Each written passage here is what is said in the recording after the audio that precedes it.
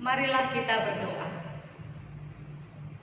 Damai sejahtera Allah yang melampaui segala akal, itulah kiranya yang mengawali hati dan pikiranmu dalam Yesus Kristus Tuhan kita. Amin.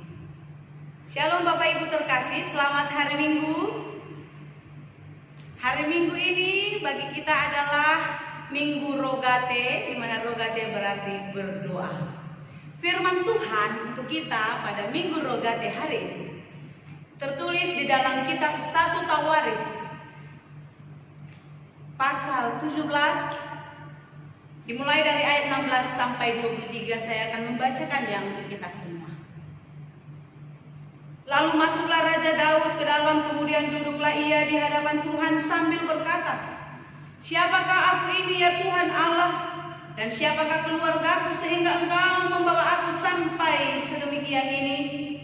Dan hal ini masih kurang di mata-Mu ya Allah. Sebab itu Engkau telah berfirman juga tentang keluarga hamba-Mu ini dalam masa yang masih jauh, dan telah memperlihatkan kepada aku serentetan manusia yang akan datang. Ya Tuhan Allah, apakah lagi yang dapat ditambahkan Daud kepadamu dalam hal Engkau memuliakan hamba-Mu ini?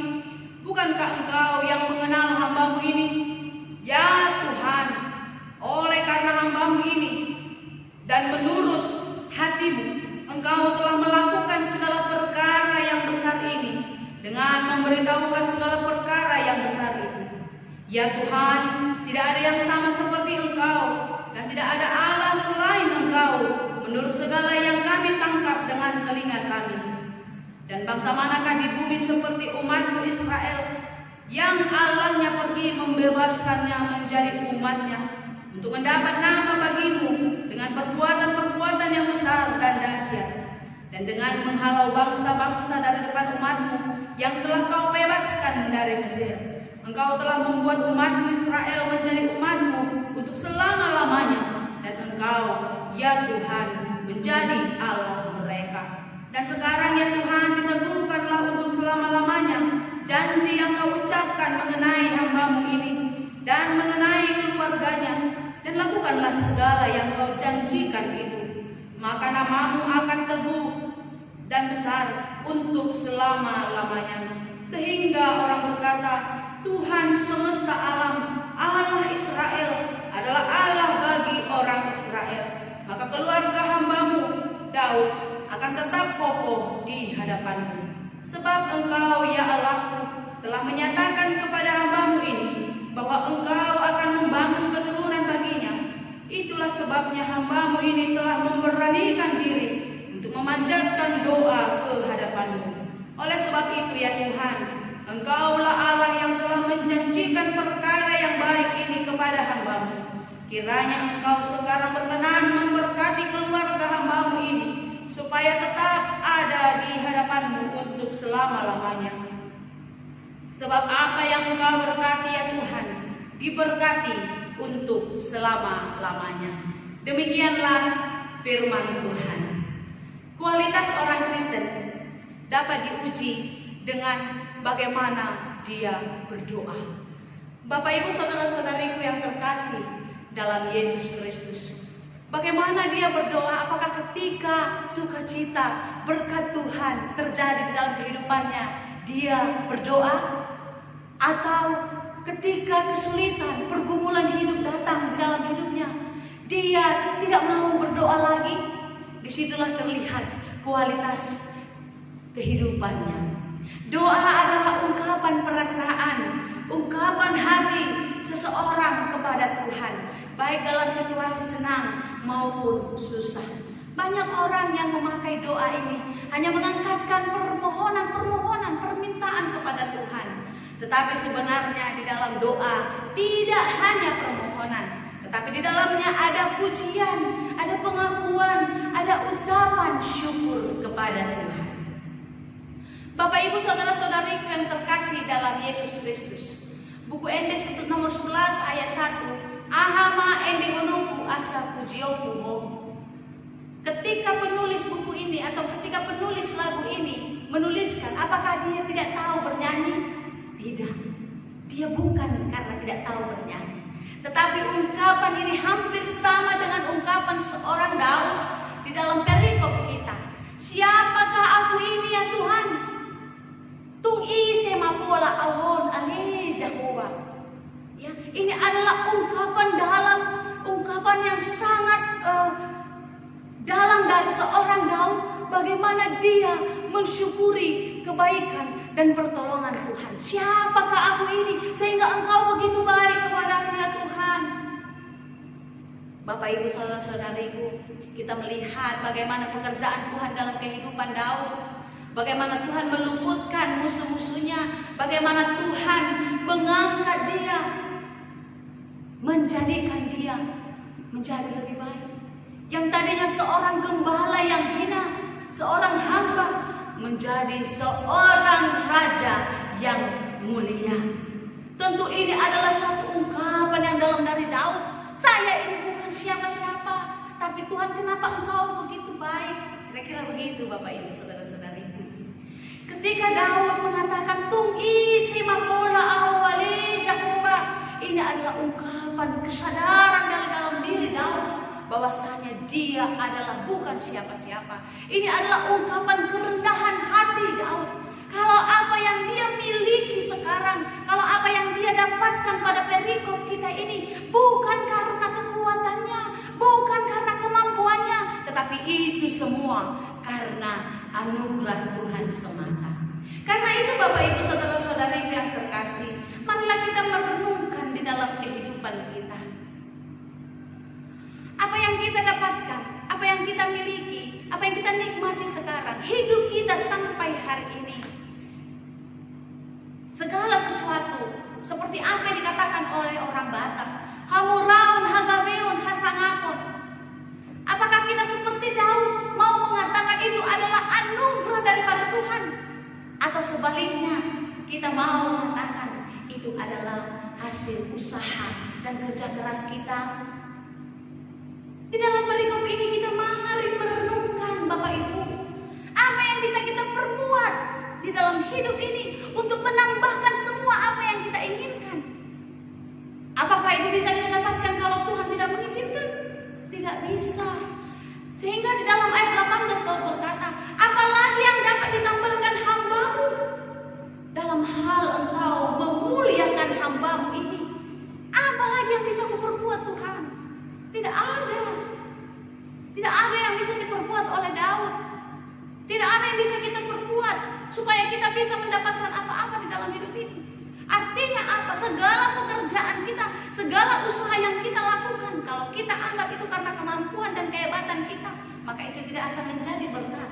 Tetapi ketika kita menyatakan dalam hidup itu adalah anugerah Tuhan, maka hidupmu, anak-anakmu, pino parmusogot akan terberkati. Amin. Bapak Ibu saudara-saudariku yang terkasih dalam Yesus Kristus, Daud sungguh-sungguh menyadari dan tahu diri bahwasanya hidupnya itu adalah karena pertolongan Tuhan. Marilah kita pun menyadari bahwasanya hidup kita sampai hari ini adalah karena anugerah Tuhan semata. Karena itu teruslah angkatkan pujian syukur kepada Tuhan di dalam doa-doamu. Jangan hanya melulu minta dan meminta, tetapi pujilah Tuhan, renungkanlah perbuatan-perbuatan Tuhan di dalam kehidupanmu dan pujilah Dia. Dalam ayat 20-22 dikatakan atau menceritakan bagaimana Daud mengakui bahwasanya Allah itu adalah Allah yang satu-satunya. Tuhan, tidak ada seperti Engkau, tidak ada Allah selain Engkau. Itu adalah pengakuan iman yang sungguh-sungguh. Artinya apa? Tidak ada yang bisa membandingi. Tidak ada yang bisa melebihi. Sedangkan membandingi saja tidak ada, apalagi yang melebihi. Tidak ada yang bisa melebihi Tuhan. Tidak ada Tuhan selain Tuhan kita. Tidak ada Tuhan selain Tuhan kita. Tidak ada Allah lain yang lebih hebat dari Allah kita. Karena itu Bapak Ibu saudara-saudariku, ini adalah ungkapan kekaguman yang luar biasa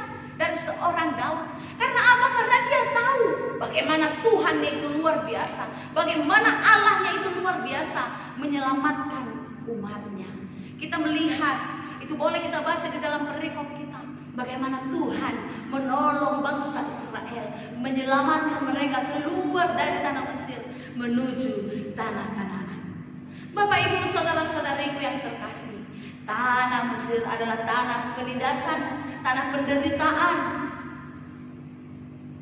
Dan mereka dibawa, diangkat keluar dan masuk ke dalam tanah yang diberkati, tanah yang penuh sukacita, tanah kemerdekaan bagi umat Tuhan.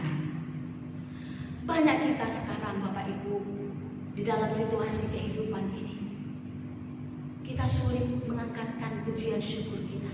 Bagaimana kita mau bersyukur kalau sekarang kita sedang sulit inang? Bagaimana kita bisa tersenyum kalau makan saja kita susah? Bapak Ibu saudara-saudariku, perikop kita ini mengajak kita untuk merenungkan, untuk bisa merasakan kebaikan Tuhan, bukan hanya hari ini saja, tetapi bagaimana Tuhan menemani kita, mengiringi perjalanan kita dari hari-hari yang lalu sampai pada hari ini. Mungkin banyak dari antara kita yang sedang kesulitan, yang sedang bergumul, terlebih-lebih karena pandemi COVID-19 ini. Tapi marilah kita merenungkan, apakah hidup kita ini hari-hari hanya dengan persoalan dan persoalan? Tidak Bapak Ibu, banyak hal yang baik, banyak kemurahan Tuhan yang sudah terjadi di dalam kehidupan kita. Hanya saja kita tidak bisa merasakannya, karena kita hanya mau melihat hal-hal yang besar saja. Kita mau melihat hal-hal yang baik saja, yang indah saja, tidak mau merasakan pekerjaan Tuhan, penyertaan Tuhan di dalam kehidupan kita yang sedang bergumul. Kita kalau bahasa Batak mengapian, kita mengapian melihat orang kok doanya dijawab Tuhan, kok hidupnya baik-baik saja sementara saya susah. Kita tidak mau mengukur atau menghitung berkat-berkat Tuhan di dalam kehidupan kita. Kita hanya mengukur berkat-berkat Tuhan. Kalau seperti itu, maka kita tidak akan pernah bisa hidup bahagia, Bapak Ibu. Kita akan menderita di dalam perasaan yang sakit, cemburu, iri akan kebaikan dan kemurahan Tuhan. Padahal Allah kita adalah Allah yang sama, yang akan memberikan segala sesuatu kepada kita sesuai dengan porsinya. Baik itu segala berkat itu sesuai dengan porsinya, maupun segala pergumulan itu pun sesuai dengan porsi kita masing-masing. Karena itu Bapak Ibu saudara-saudariku, mari kita merenungkan bagaimana kemurahan dan kebaikan Tuhan itu terus dan terus pasti terjadi dalam kehidupan kita. Jangan seperti orang, dia sudah pegang telur, tapi ketika dia melihat burung, maka telur itu dia lepaskan. Dia sudah dapatkan berkat Tuhan, tapi karena dia melihat berkat-berkat orang lain, dia kehilangan sukacitanya. Jangan ya, peganglah berkat Tuhan, sekecil apapun itu menurutmu, tapi menurut Tuhan itulah yang terbaik bagimu. Bapak Ibu saudara-saudariku yang terkasih, tidak ada yang bisa kita lewati di dalam hidup ini tanpa pertolongan Tuhan. Pertolongan Tuhan itu terus terjadi dalam kehidupan anak-anak yang percaya kepadanya. Saya mau cerita kepada Bapak Ibu, tahun 2004 ada kesaksian pengalaman spiritual, pengalaman iman yang dalam kepada Tuhan di dalam kehidupan keluarga kami. Di mana pada tahun 2004 anak kami yang paling besar berumur 3 tahun harus menjalani operasi karena melewati proses pemeriksaan.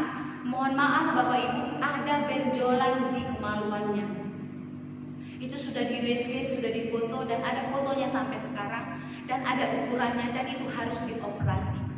Tahun 2004 tepatnya bulan Agustus kami sedang tidak mempunyai uang yang cukup lagi untuk biaya operasinya, karena baru saja 1 bulan, karena bulan Juli saya baru melahirkan anak saya yang kedua dengan operasi sesar.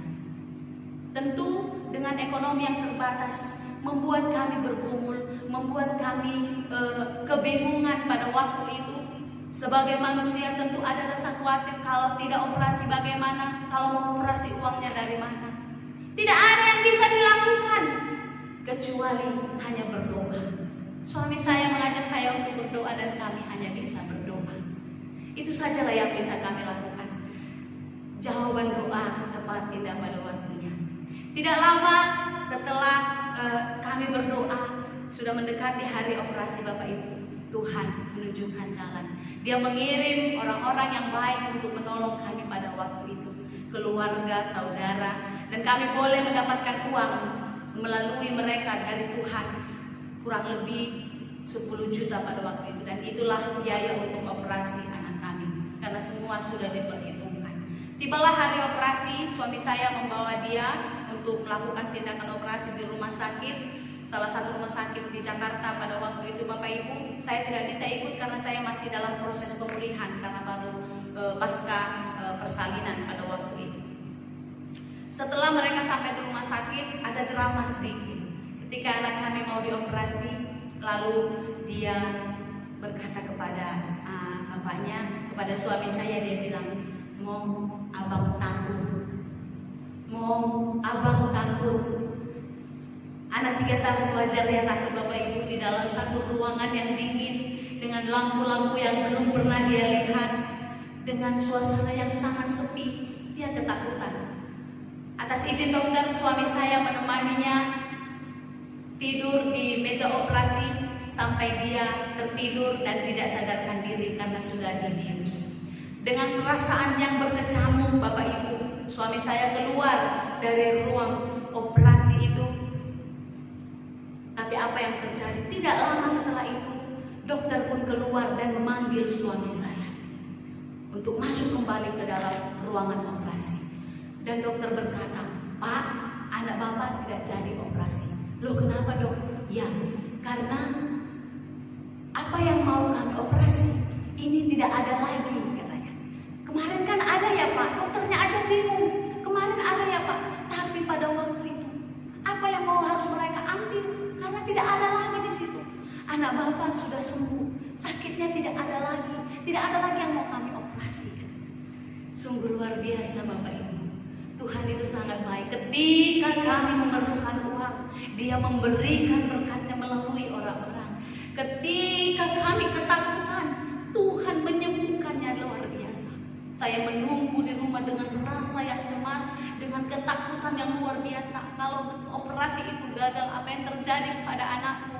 Apakah dia nanti cacat atau malah sebaliknya, atau apa yang akan terjadi? Ini berkecamuk terus-terus di dalam hati saya. Tapi tidak ada yang bisa saya lakukan kecuali berdoa, memohon ketenangan hati, memohon supaya Tuhan memberikan saya kekuatan. Dan Tuhan tahu jerit hati hamba-Nya, dan Tuhan memberikan jawaban indah dan tepat pada waktunya. Bapak Ibu saudara-saudariku yang terkasih, marilah kita merenungkan perbuatan Tuhan, pertolongan Tuhan di dalam kehidupan kita. Dan berita itu Bapak Ibu, tahun 2004 merupakan salah satu berita yang menggemparkan di rumah sakit itu. Dan satu orang yang saya ingat, jemaat kita dari Nantu masih ada sampai hari ini, menjadi saksi hidup mujizat yang dikerjakan Tuhan dalam kehidupan hamba-Nya ini. Terpujilah nama Tuhan. Karena itu Bapak Ibu, mari kita merenungkan perbuatan-perbuatan Tuhan dalam hidup kita. Mari kita melihat apapun itu yang mungkin menurut kita kecil, tetapi menurut Tuhan itulah yang terbaik bagi kita. Bagaimana Tuhan menolong kita. Lalu apa lagi yang terjadi Bapak Ibu? Tentu drama ini belum selesai. Anak kami tidak jadi operasi, kami punya uang banyak pada waktu itu. Itu bagi kami sudah sangat banyak. Tahun 2004 Bapak Ibu, kami melayani di satu gereja yang sangat kecil, gereja yang sangat memprihatinkan. Dan sekarang pun mereka masih bergumul. Mungkin banyak kita yang sudah tahu gereja mana itu. Lalu saya bertanya, saya bilang kepada suami saya, "Pak, kasihlah uang itu untuk pakai. Sebagian pun," kata saya, "untuk apa? Ya untuk kebutuhan rumah kita, untuk beli susu anak-anak dan lain sebagainya."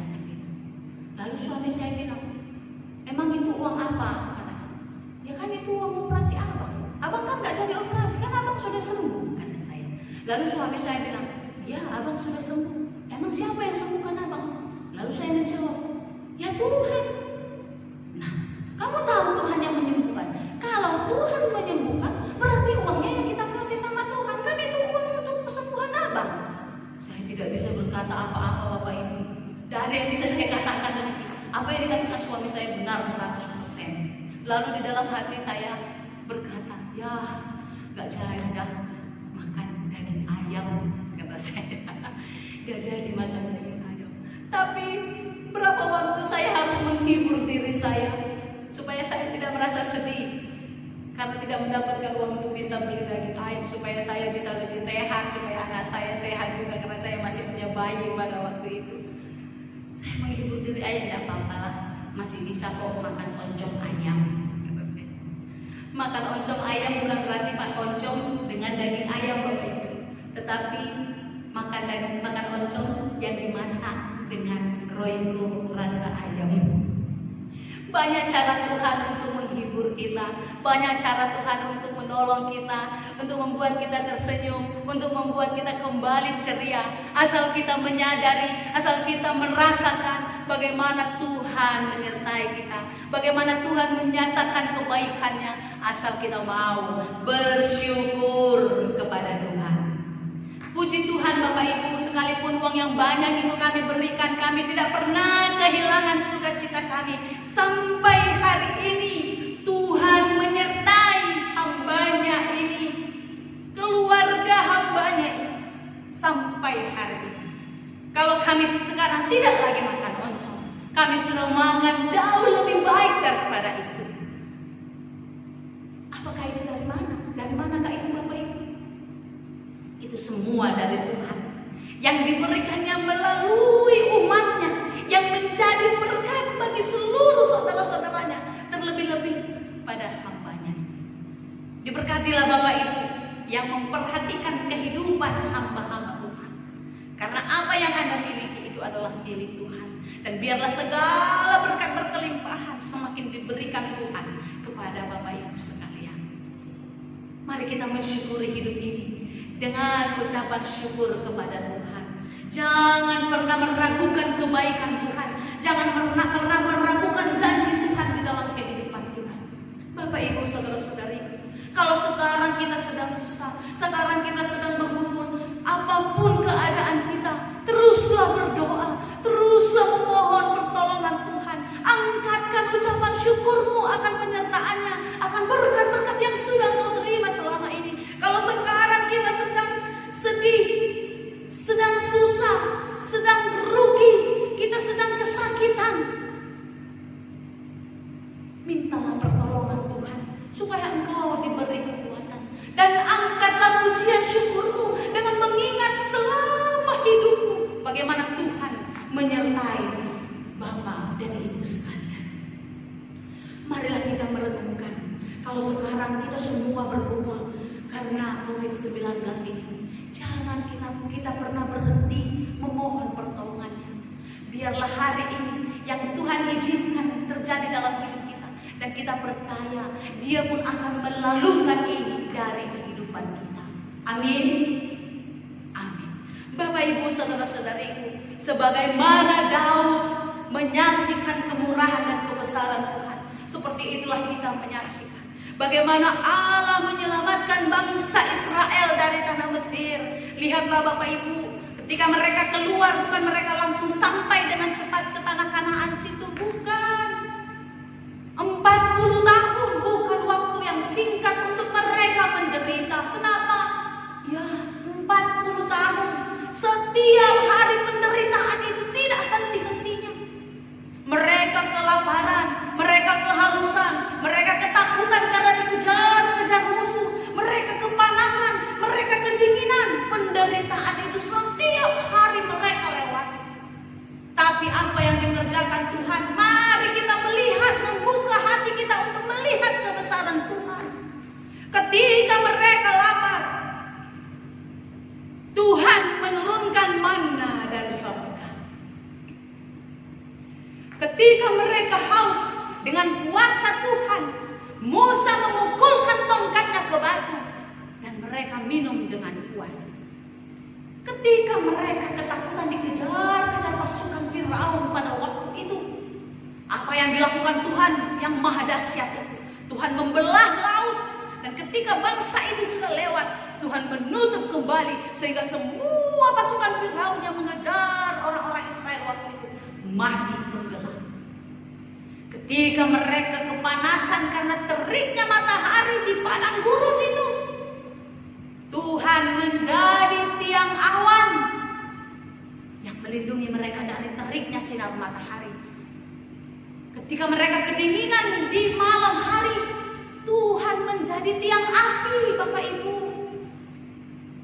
Dan sampai mereka ke tanah Kanaan, Tuhan terus mengiringi perjalanan mereka. Sekalipun mereka sering marah, sering kecewa, sering teriak-teriak karena rasa marahnya, tapi terus Tuhan marpangulahi rokana. Apa yang sudah dijanjikan Tuhan kepada bangsa Israel, mereka menerima janji Tuhan.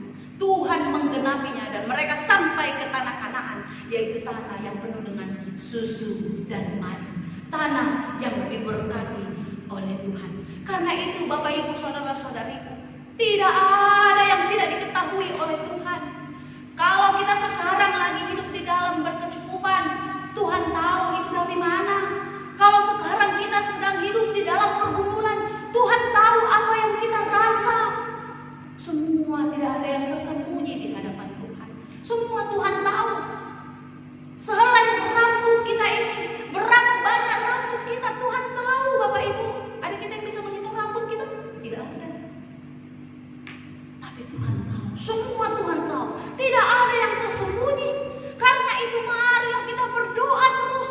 Seperti minggu kita pada hari ini, Minggu Rogate, yaitu berdoa supaya apa yang sudah dijanjikan Tuhan kepada umatnya itu digenapinya, dan kita bisa merasakan penggenapan janji Allah di dalam kehidupan kita. Seperti itulah doa Daud, di mana dia mendoakan supaya Tuhan menggenapi janji-janjinya. Tuhan memberikan kesempatan kepada keturunannya. Kalau tadi dalam perikop ini adalah Daud itu yang berencana mau mendirikan bait Allah, karena di sana tabut perjanjian diletakkan, karena itu adalah lambang hadirnya Allah. Dia mau membangun, tapi Tuhan tidak mengizinkan. Tuhan mau di atas perikop kita ini, Tuhan mau anak-anaknya lah yang akan membangun bait Allah. Dan itulah yang dikatakan Daud. Dia menyaksikan orang-orang di masa yang akan datang. Dia tahu itu semua, dan Tuhan menjadikannya, dan kita tahu cerita itu. Bapak Ibu saudara-saudariku, saya katakan tadi, tidak ada yang tersembunyi di hadapan Tuhan. Semuanya pasti akan diberikan kepada kita sesuai dengan porsi kita. Baik itu sukacita, berkat, harta, hamurau, nagadeu, nasanakon, itu sesuai dengan porsi kita. Demikian jugalah pergumulan, berbagai-bagai pencobaan, itu pun diberikan kepada kita sesuai dengan porsi kita. Tuhan tidak akan memberikan pergumulan melebihi kekuatan kita. Bapak Ibu saudara-saudariku, teruslah berdoa. Dan berdoa. Saya mau menyanyikan satu bait lagu untuk kita. Jikalau doamu belum dijawab oleh Tuhan, sabarlah menunggu. Tuhan pasti menjawab, karena jawaban doa indah pada waktunya. Tak tersembunyi kuasa Allah, kalau lain ditolong, saya juga tangannya terbuka.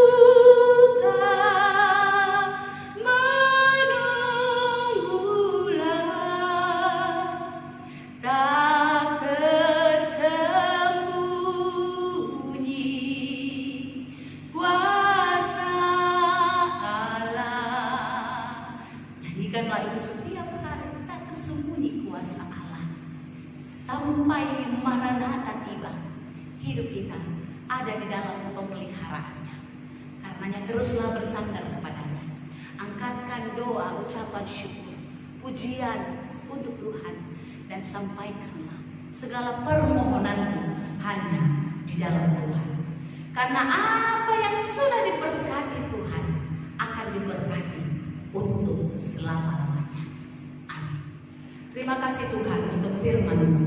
Biarlah kami seperti Daud yang terus berani mengangkatkan ucapan syukur kami atas kebaikan-Mu. Biarlah kami boleh merenungkan betapa banyak perbuatan-perbuatan Tuhan yang terjadi di dalam kehidupan kami. Ajar kami Tuhan untuk mensyukurinya. Ya Bapa di surga, pada saat ini kami berdoa untuk pelayanan di tengah-tengah gereja-Mu.